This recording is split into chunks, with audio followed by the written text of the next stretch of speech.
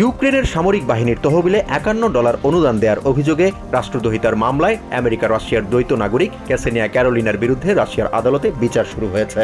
বৃহস্পতিবার ইয়েকটেরিনবার্গ শহরের আদালতে রুদ্ধতার বিচার শুরু হয়। দোষী সাব্যস্ত হলে 20 বছর পর্যন্ত কারাদণ্ড হতে পারে তার। চলতি বছরের শুরুতে রাশিয়ায় আটক হন ক্যাসেনিয়া।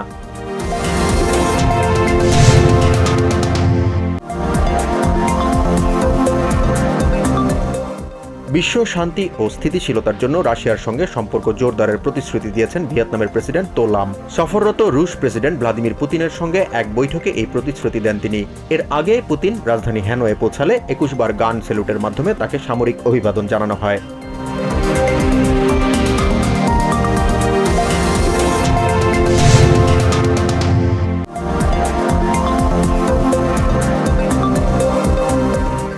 হামাসকে নির্মূল করা যাবে না বলে স্বীকার করলেন ইসরায়েল ডিফেন্স ফোর্সেস IDF এর মুখপাত্র ড্যানিয়েল হ্যাগারি। ইসরায়েলি একটি টিভি চ্যানেলকে দেয়া সাক্ষাৎকারে তিনি বলেছেন, হামাস একটি মতাদর্শ। যারা মনে করেন হামাসকে নির্মূল করা সম্ভব তারা ভুল করছেন।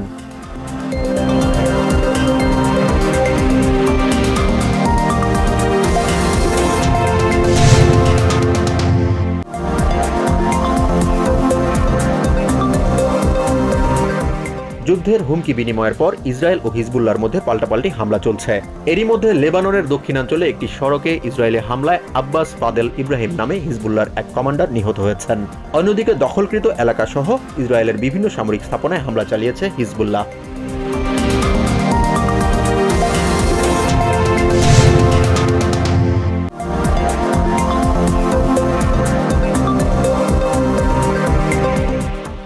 CNN-এর প্রেসিডেন্সিয়াল বিতর্কে অংশ নেওয়ার যোগ্যতা অর্জনে ব্যর্থ হয়েছেন স্বতন্ত্র প্রেসিডেন্ট প্রার্থী রবার্ট F. Kennedy junior. বৃহস্পতিবার CNN জানিয়েছে, শর্ত পূরণের সময়সীমা বুধবার মধ্যরাতে শেষ হয়ে গেছে।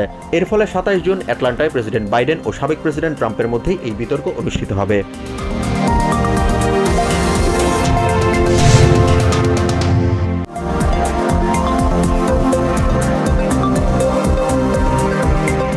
গত সপ্তাহে দেশে বেকার ভাতার জন্য আবেদনকারীর সংখ্যা 5,000 কমে 238,000-এ নেমে এসেছে। এর আগের সপ্তাহে 243,000 আবেদন পড়ে, যা ছিল গত 10 মাসের মধ্যে সর্বোচ্চ সংখ্যা। বৃহস্পতিবার নিয়মিত প্রতিবেদনে এসব তথ্য জানিয়েছে লেবার ডিপার্টমেন্ট।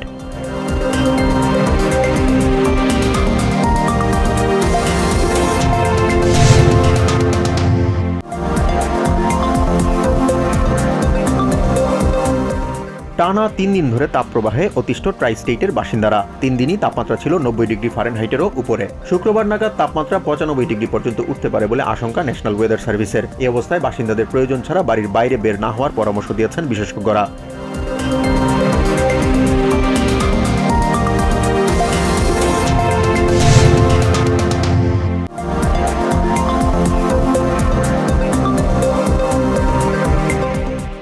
বাংলাদেশের পতাকাবাহী নৌযান লক্ষ্য করে গুলি চালানোর ঘটনায় মিয়ানমার ও আরাকান আর্মিকে সতর্ক করা হয়েছে বলে জানিয়েছেন স্বরাষ্ট্রমন্ত্রী আসাদুজ্জামান খান। বৃহস্পতিবার সচিবালয়ে সাংবাদিকদের তিনি বলেন, সতর্ক করার পরও মিয়ানমার কথা না শুনলে বাংলাদেশ পাল্টা গুলি চালাবে।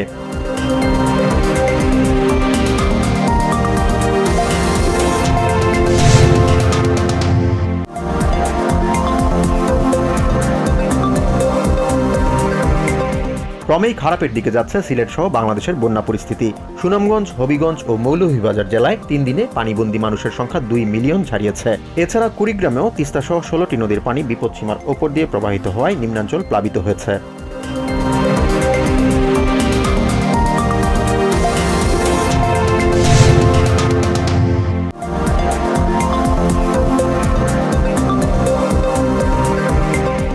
T20 বিশ্বকাপের সুপার 8-এ নিজেদের প্রথম ম্যাচে শক্তিশালী অস্ট্রেলিয়ার বিপক্ষে আজ মাঠে নামছে বাংলাদেশ। ওয়েস্ট ইন্ডিজের এন্টিগার স্যার ভিভিয়ান রিচার্ডস স্টেডিয়ামে ম্যাচটি শুরু হবে ইস্টার্ন সময় রাত 8:30টায়। 2007 সালের পর এবারই প্রথম সুপার 8-এ উঠেছে বাংলাদেশ।